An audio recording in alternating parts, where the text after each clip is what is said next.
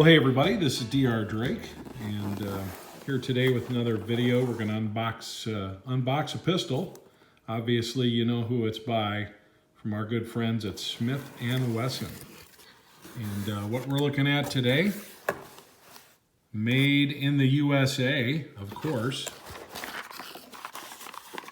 We're going to look at a 38 Special, something that handles plus P. And this is a plastic wrap Smith & Wesson 637. The Smith & Wesson 637 as is stamped on the barrel. It's 38 Special plus P, which means it can handle the higher pressure rounds.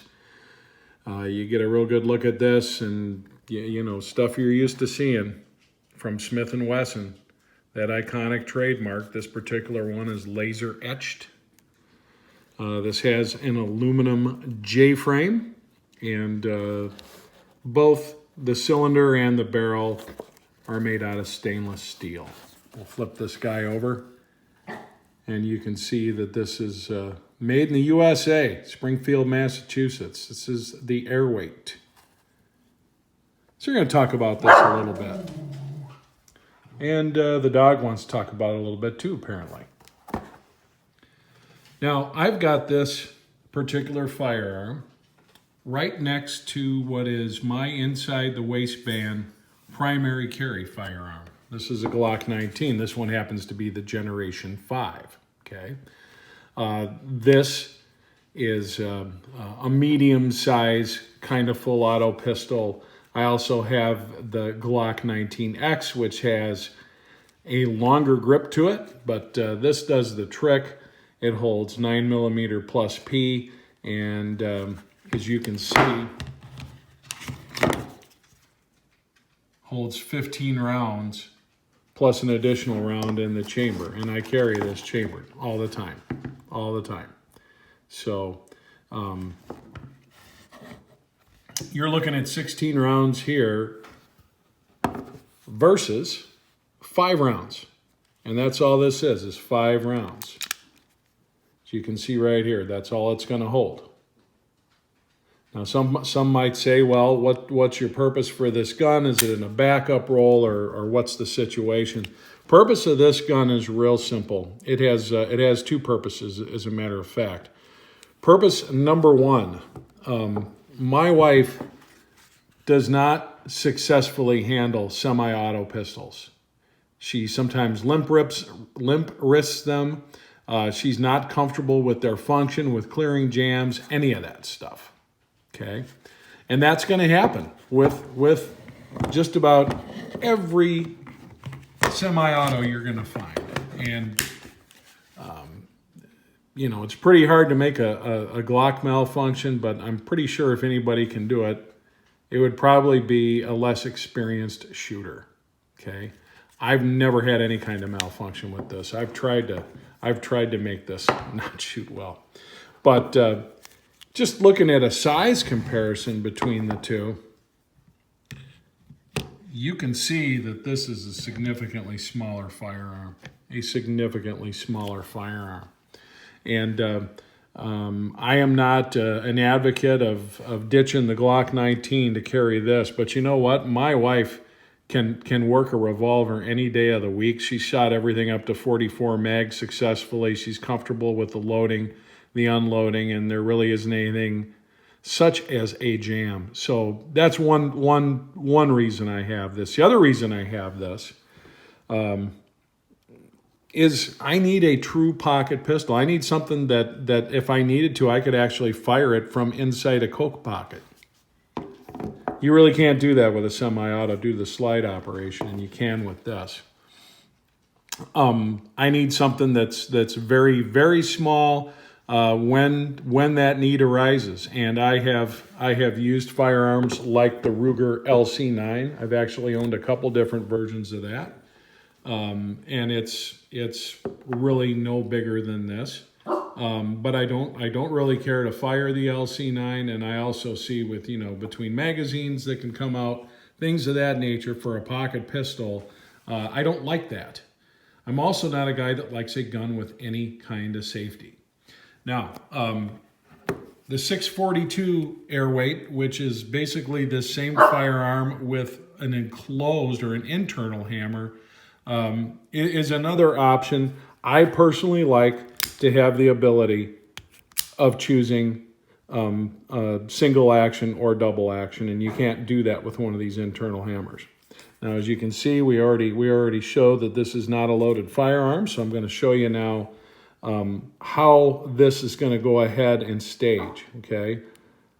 You've got your pull, which takes some effort, there's no question. If you heard that click, right there, okay? Now you've got a very light pull.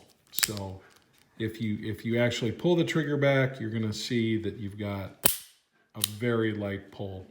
Less than 3 pounds is what I'm guesstimating. And if you want to stage it again, I'll just let you listen this time.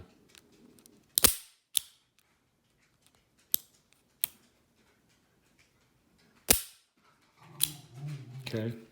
Here you see it's got that stupid internal lock, which I don't care for. I'm never going to use. And it's got right here your spring-loaded barrel release.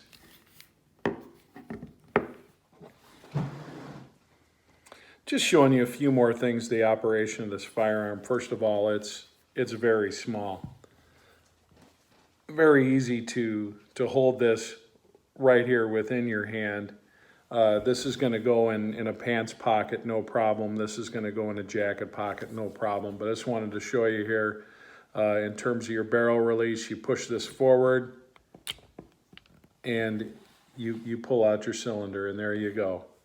And here's your ejector, okay? So fairly straightforward and simple, very straightforward and simple. And as you can see right here, as is the case with all Smith & Wessons, the serial number as well as the model number is right here, okay? Right inside where the hand is. So not a lot going on here. You can't have a lot of things sticking out or poking out, or this doesn't become a very good pocket pistol. You've got, you know, kind of the old 6-gun type of what I call a gutter sight, which is just basically right up through the top of the frame, and that looks up into your front sight. And this particular front sight, nothing fancy going on here. It's a ramp.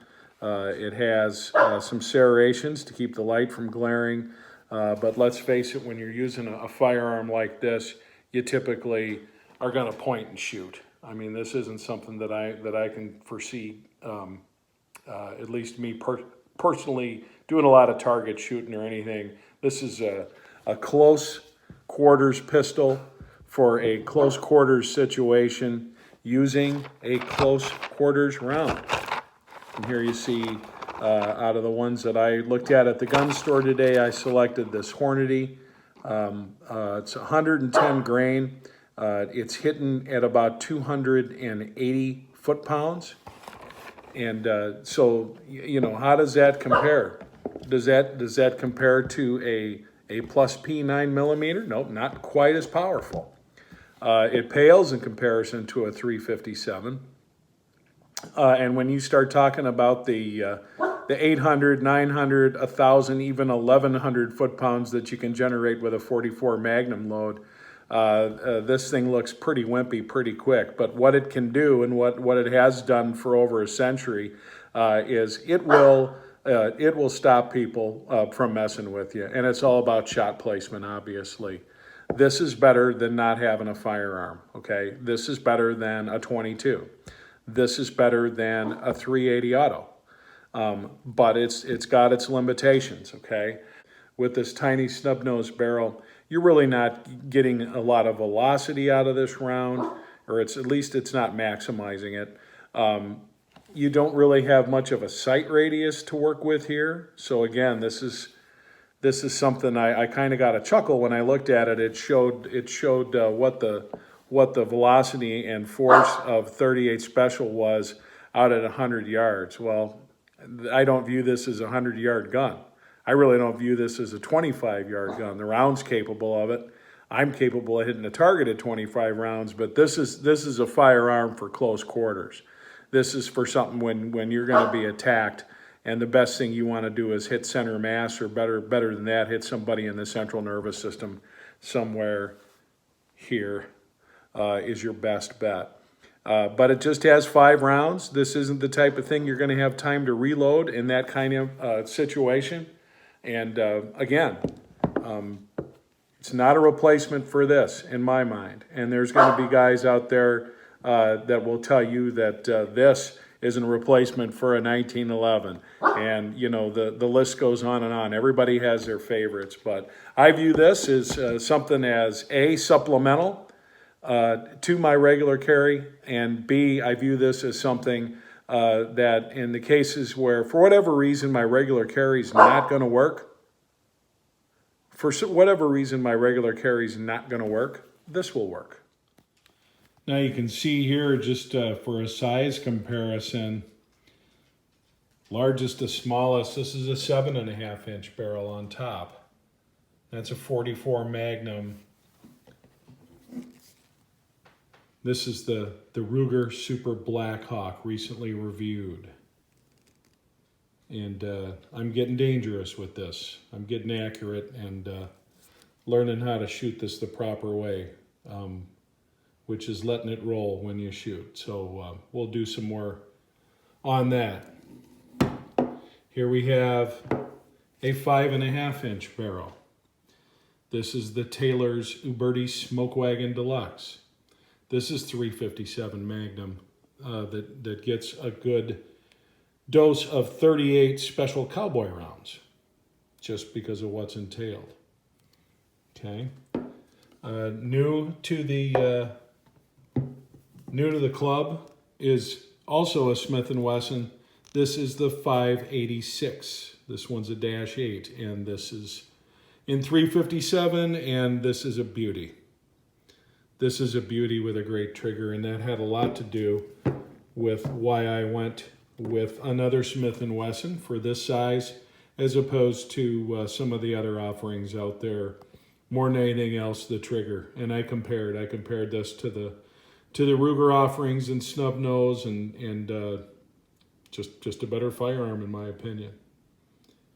But typical Smith & Wesson stuff. It's finished well. It's made well. I did test fire this, and went out in the woods and just made sure the function was good, and everything else in this thing is very comfortable to shoot with the plus P ammo. So some different sizes in revolvers, and all good stuff. All good stuff. Enjoy these very much. But this guy right here has a purpose. I am not going to be spending a lot of time shooting this at the range. This is going to go places with me, and hopefully not get shot much at all. So like I said, 38 Special isn't known to be the most formidable round out there today, in day and age where we want to blow bigger holes in things all the time. In fact, plus P 9mm is gonna actually have more force than most of the plus P 38 Special from what I've seen. And I'm sure there's some folks that are going to correct me on that, but it's not any kind of distinct advantage, but it will get the job done. And this stuff right here is coming out of the barrel 1,000 feet per second or so, and you can get these same kind of rounds, looking at upwards of 1,500 depending on the load. I know you can get buffalo bore and stuff like that, but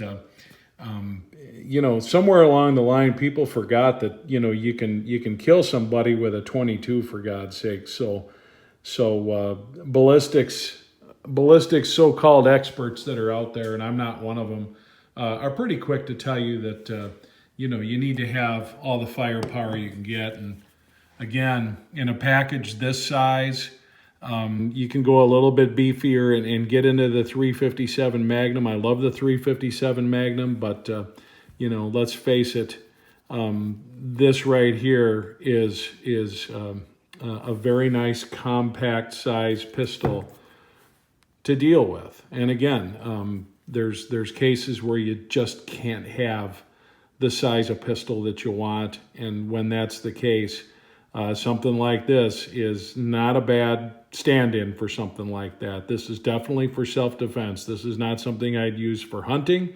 This is not something that that I want to shoot targets at 50 or 100 yards with. This is something I want to definitely shoot basically inside 25 feet and as a last resort, and probably not have an opportunity to reload. So backup piece, yes. Something for somebody that's not comfortable with a semi-auto, yes.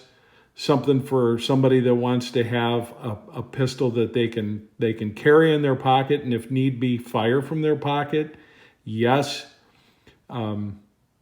Is this the most powerful handgun out there, and should this be used instead of your high capacity Glock or something like that? No, but when one looks at the statistics for most of these firearms encounters, I'll say, you're usually talking about using less than these 5 rounds. So it is something to think about. It is something to think about. But very nice gun, fits great in hand. There's a reason that these are among the best sellers in concealed carry. I'm impressed with it. I'm impressed with Smith & Wesson, and that's why we got it today. Again, I want to thank you for watching another one of my videos. This is Dr. Drake 63, reminding you to carry on, reminding you to support the National Rifle Association, Gun Owners of America, and any other group that fights for our Second Amendment rights. Have a great day, folks.